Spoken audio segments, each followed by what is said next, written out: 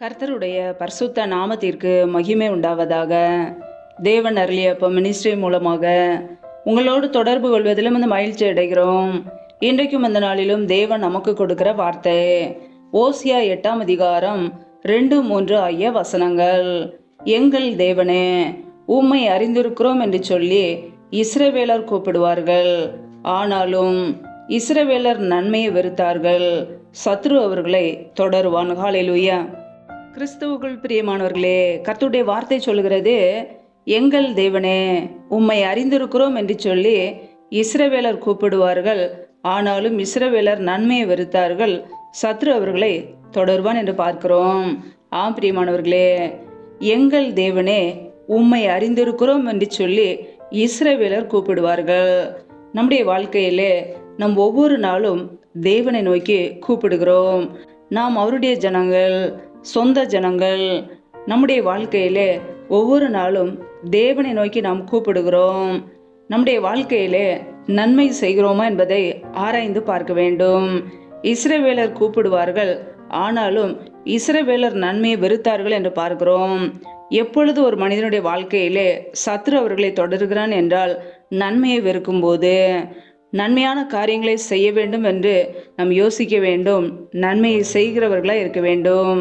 கிரியையிலே நம்முடைய அன்பை காண்பிக்க வேண்டும். நன்மையை வெறுக்கும் பொழுது சத்ரு ஒரு குடும்பத்தை தொடருகிறான்.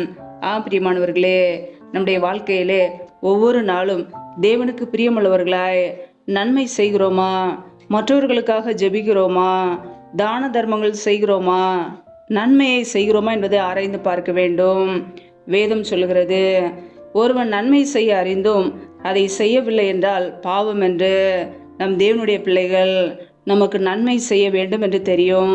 நம் நன்மையான காரியங்களை யோசிக்கும் போது, நன்மை செய்யும் போது நம் கர்த்தருடைய பிள்ளைகளாக இருக்கிறோம். ஹல்லேலூயா. வேதம் சொல்கிறது, நன்மை செய்யவும் தான தர்மம் பண்ணவும் மறவாதிருங்கள் என்று. ஒரு குடும்பம் நன்மை செய்யும் போது, தான தர்மங்கள் பண்ணும்போது, உதவிகள் செய்யும்போது அந்த குடும்பத்தை சத்ருவானால் தொட முடியாது, பிசாசால் தொட முடியாது. பிரியமானவர்களே, நம்முடைய வாழ்க்கையிலே நன்மை செய்வோம். ஹல்லேலூயா. நன்மை செய்கிறவன் தேவனால் உண்டாயிருக்கிறான் என்று 3 யோவான் அதிகாரத்தில் நான் வாசிக்கிறோம். பிரியமானவர்களே, நம்முடைய வாழ்க்கையிலே நம் நன்மை செய்யும் போது, தான தர்மங்களை செய்யும் போது, தேவனுக்கு பிரியமுள்ளவர்களாய் வாழும்போது சத்ரு நம்மை தொட முடியாது. எப்பொழுது ஒரு குடும்பம் நன்மையை வெறுக்கிறார்களோ, தீமையான காரியங்களை யோசிக்கிறார்களோ, தீமை செய்ய வேண்டும் என்று யோசித்து தீமையை செய்கிறார்களோ, அந்த குடும்பத்தை சத்ரு தொடருவான். கர்த்தருடைய பிள்ளைகள் கர்த்தருக்கு பிரியமுள்ளவர்களாய் வாழ வேண்டும். ஒருபோதும் தீமையான காரியங்களை யோசிக்க கூடாது, நன்மையான காரியங்களை யோசிக்க வேண்டும். நன்மைகளை செய்யும் போது நம்முடைய குடும்பத்தை கர்த்தர் பாதுகாப்பார். பிரியமானவர்களே, நம் கர்த்தராகிய இயேசு கிறிஸ்துவை தேடுகிறோம், அவரை அறிந்திருக்கிறோம் என்று சொல்லுகிறோம், அவரை நோக்கி கூப்பிடுகிறோம், ஜெபிக்கிறோம். ஆனால் நன்மை செய்கிறோமா என்பதை ஆராய்ந்து பார்க்க வேண்டும். நற்கிரியைகளை செய்கிறவர்களாய் நாம் இருக்கிறோமா? மற்றவர்களை நேசிக்கிறோமா?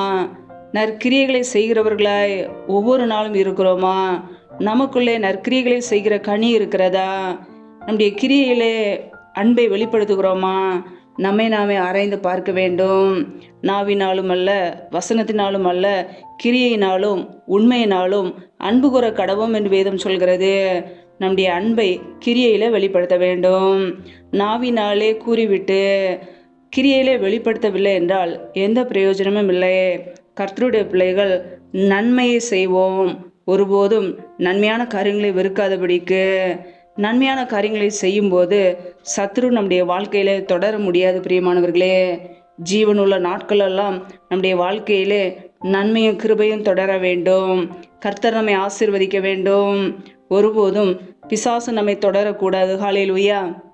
ஒருபோதும் நம்முடைய வாழ்க்கையிலே தீமையான காரியங்களுக்கு இடம் கொடுக்காதபடிக்கு கர்த்தராகிய இயேசு கிறிஸ்துவை போல நன்மை செய்கிறவர்களாக நாம் மாறுவோம். நம்முடைய வாழ்க்கையை கர்த்தர் ஆசீர்வதிப்பார். நம்முடைய குடும்பத்தை கர்த்தர் பாதுகாப்பார். எந்த சத்துருக்களின் கிரியைகளோ, பொல்லாப்புகளோ, தீங்குகளோ நம்மை தொடாது.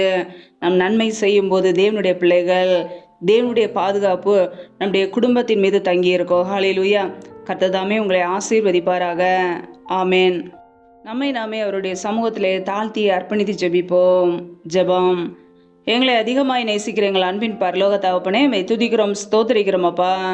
இந்த இரவு வேலைக்காக மெய் துதிக்கிறோம், ஸ்தோத்திரிக்கிறோம்.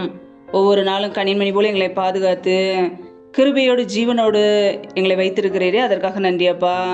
இணைந்திருக்கிற ஒவ்வொரு பிள்ளைகளையும் இப்படி கரங்களிலே தருகிறோம். கர்த்தர் தாமே ஒவ்வொரு குடும்பத்தையும் பாதுகாத்து கொள்வீராக.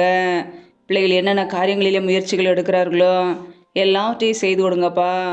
ஒவ்வொரு குடும்பத்தையும் ஆசீர்வதிங்க. யாரெல்லாம் பலவீனத்தோடு வியாதியோடு கஷ்டப்படுகிறார்களோ கர்த்தர் அவர்களை தொட்டு சுகமாக்குங்கப்பா. இந்த இரவு நேரத்தில் இன்பமான தூக்கத்தை கொடுங்க. சற்று கொண்டு வருகிற போராட்டங்கள், பிரச்சனைகள், மரண பயங்கள், இருளின் அதிகாரங்கள், ஆபத்துகள், நாச மோசங்கள், தீமைகள், விக்னங்கள் எல்லாவற்றுக்கும் விலைக்கு எங்களை பாதுகாத்து கொள்ளுங்கப்பா. இப்படி இரத்த கோட்டைகளை மூடி மறைத்து கொள்ளுங்க. அதிகாலையில் எழுந்து தேவ சமத்திலே காத்திருக்க உம்மை துதிக்க நம்முடைய நாமத்தை உயர்த்த எங்களை அர்ப்பணிக்கிறோம். யாரெல்லாம் திக்கற்றவர்களாய் தனிமையோடு வாழ்கிறார்களோ கர்த்தர் அவர்களுடைய தேவைகளை சந்திங்கப்பா. திக்கற்ற பிள்ளைகளுக்கு நிறைய சகாயர், மனமிறங்கி ஆசீர்வதிங்க. இப்படியே கரங்களிலே தாழ்த்து ஜபிக்கிறோம். இணைந்து ஜபிக்கிற எல்லா குடும்பங்களையும் ஆசீர்வதிங்க. இணைந்திருக்கிற ஒவ்வொரு பிள்ளைகளையும் ஆசீர்வதிங்க. என்னென்ன தேவைகளுக்காக தேவ சமூகத்திலே காத்திருந்து ஜபிக்கிறார்களோ எல்லாவற்றையும் செய்து கொடுங்கப்பா. என் நாமத்தினாலே எதை கேட்டாலும் அதை நான் செய்வேன் என்று எங்களுக்கு வாக்குத்தத்தம் செய்திருக்கிறீர். பிள்ளைகள் என்னென்ன தேவைகளுக்காக ஜபிக்கிறார்களோ எல்லாவற்றையும் மனமிறங்கி செய்து கொடுங்க, ஆசீர்வதிங்க. அப்படியே கரங்களிலே தாழ்த்தி ஜபிக்கிறோம். எல்லா துதி கன மகிமையெல்லாம் ஒருவருக்கே செலுத்துகிறோம். இயேசு கிறிஸ்துவின் மூலம் ஜெபிக்கிறோம் ஜீவனுள்ள நல்ல பிதாவே, ஆமேன். கர்த்தர் தாமே உங்களையும் உங்கள் குடும்பங்களையும் ஆசீர்வதிப்பாராக. ஆமேன்.